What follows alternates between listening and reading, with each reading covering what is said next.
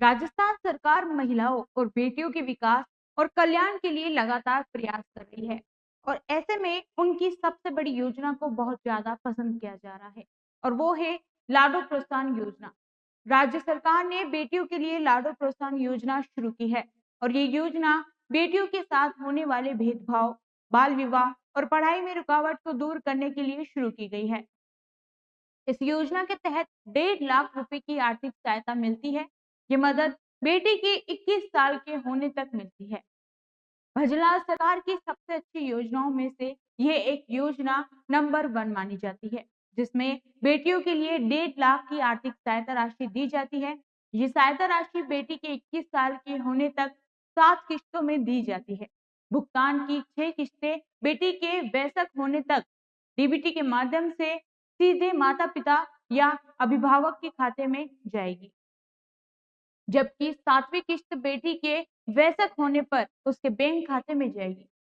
अब आइए जानते हैं कि इस योजना के तहत आर्थिक सहायता की किश्तें कब कब और कितनी मिलती है।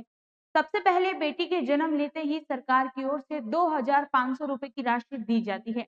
जब नन्ही परी 1 साल की हो जाती है तब फिर से 2,500 रुपए की मदद मिलती है।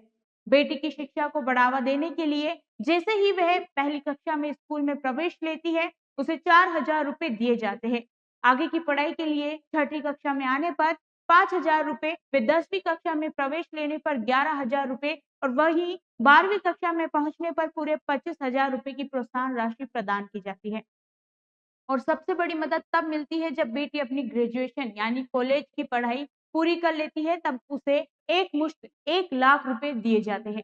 इस तरह लाडो प्रोत्साहन योजना जन्म से लेकर स्नातक तक हर कदम पर राजस्थान की बेटियों के सपनों को सच करने में मदद करती है। लाडो प्रोत्साहन योजना का लाभ लेने के लिए कुछ जरूरी शर्तों का पूरा होना आवश्यक है। सबसे पहली शर्त यह है कि बेटी राजस्थान की मूल निवासी होनी चाहिए। इसी के साथ योजना का लाभ केवल उन्हीं बेटियों को मिलेगा जिनका जन्म किसी सरकारी अस्पताल या सरकार द्वारा अधिकृत चिकित्सा संस्थान में हुआ हो। निजी अस्पतालों में जन्म लेने वाली बेटियां केवल तभी पात्र मानी जाएगी जब वे जननी सुरक्षा योजना के दायरे में आती हो।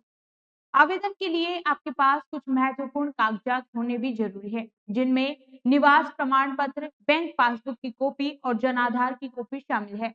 योजना की पूरी प्रक्रिया डिजिटल है। पीसीटीएस पोर्टल पर महिला के गर्भवती होने से लेकर प्रसव यानी डिलीवरी तक की सारी जानकारी दर्ज की जाती है। यदि किसी कारणवश अस्पताल में रजिस्ट्रेशन नहीं हो पाया है, तो आप अपने क्षेत्र की आंगनवाड़ी कार्यकर्ता या एएनएम से तुरंत संपर्क कर सकते हैं। चिकित्सा एवं स्वास्थ्य विभाग द्वारा ओजस पोर्टल के माध्यम से डायरेक्ट बेनिफिट ट्रांसफर के तहत पैसा सीधे माता पिता या अभिभावक के बैंक खाते में भेज दिया जाता है। जैसे ही जन्म के समय बेटी की जानकारी पीसीटीएस पोर्टल पर दर्ज होती है, आपको एक यूनिक आईडी दी जाती है। रजिस्ट्रेशन सफल होने पर आपके मोबाइल नंबर पर एक मैसेज भी आता है।